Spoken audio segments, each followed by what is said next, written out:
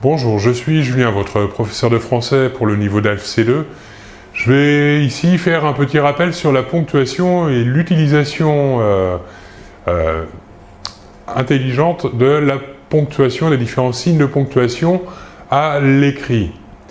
Commençons par le signe de ponctuation, la virgule. La virgule, elle sert à énumérer ou à séparer des mots, introduits par des conjonctions de coordination. Elle sert aussi à énumérer des événements, à séparer des propositions dans une phrase, mais elle sert aussi, pour finir, à mettre en relief un élément placé en tête de phrase. En effet, la virgule permet aussi d'isoler un élément dans une phrase, surtout en début de phrase, pour le mettre en relief. Voilà pour la virgule. Passons maintenant au point-virgule. Le point-virgule, il sert à séparer des propositions qui ont une relation faible entre elles. Lorsque le point-virgule est aussi utilisé, lorsque la deuxième proposition débute par un adverbe. Elle sert aussi à mettre en parallèle deux propositions, ou encore à séparer les termes d'énumération introduites par deux points. Justement, les deux points, à quoi servent-ils? Ils servent à introduire une énumération, ou encore à introduire une citation, ou encore à mettre en relation avec une nuance de cause ou de conséquence deux éléments dans une même phrase. Le point, quant à lui, sert à conclure une phrase. Les points de suspension servent à conclure une phrase interrompue, c'est-à-dire qu'on attend quelque chose de plus dans la phrase. Ils sous-entendent une suite ou encore une complicité avec le lecteur. Les points d'interrogation, ils sont aussi utilisés à la fin de la phrase interrogative. Lorsqu'il est entre parenthèses, il est là pour marquer l'incertitude. C'est-à-dire qu'on n'est pas tout à fait sûr de ce que l'on avance dans la phrase ou du mot que l'on emploie. Les points d'exclamation, là aussi utilisés à la fin d'une phrase, cette fois-ci exclamative, il sert à exprimer l'interjection, la surprise. Les guillemets dans la phrase, ils servent à encadrer les paroles ou les écrits de quelqu'un. Ils servent à rapporter les paroles ou les écrits de quelqu'un. Ils sont toujours précédés de deux points et encadrent un discours direct. On peut l'utiliser dans un contexte inhabituel avec des mots ou des expressions.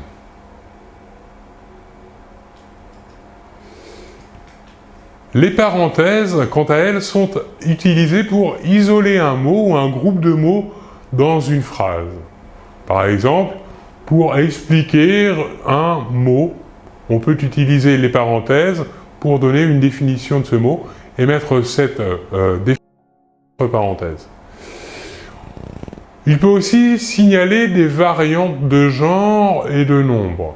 En effet, en grammaire, par exemple, lorsqu'on veut donner le masculin d'un mot, par exemple le mot chanteur, la terminaison au masculin est -er. Si l'on veut, sans répéter le mot, signaler la variante du féminin, on mettra seulement la terminaison du féminin EUSE entre parenthèses.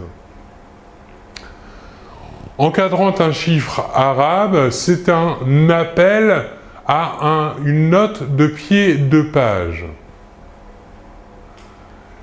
Les tirets. Le tiret, il est utilisé par exemple dans un dialogue lorsqu'on effectue un changement d'interlocuteur. Il est aussi utilisé pour encadrer une phrase. Il a donc dans ce cas-là le même rôle que les parenthèses. On peut aussi l'utiliser dans une liste pour une énumération de différents termes, en mettant chaque terme à la ligne et introduite par le tiret. Les majuscules. Les lettres majuscules sont toujours utilisées en début de phrase. Elles sont utilisées aussi pour les noms propres, pour les termes de politesse, comme par exemple cordialement, pour les noms de fêtes, pour les noms de lieux géographiques comme les villes, les pays, les continents, pour les noms de peuples aussi ou d'habitants, comme par exemple les Espagnols ou le Cachemire. Enfin, pour désigner des titres d'œuvres, on utilisera pour le nom de l'œuvre les majuscules, ou encore pour les noms déposés comme les marques. Pour terminer, le dernier signe de ponctuation auquel nous allons nous intéresser, ce sont les crochets. On utilise les crochets dans une parenthèse pour l'ouverture d'une autre parenthèse dans la parenthèse. Lorsqu'il est utilisé entre chaque crochet des points de suspension, c'est pour montrer qu'il existe une coupure ou une modification dans un texte cité. Voilà donc pour ce rappel sur l'utilisation de la ponctuation correcte et des différents signes de ponctuation. Je vous remercie beaucoup de votre attention et l'on se retrouve très bientôt. Au revoir.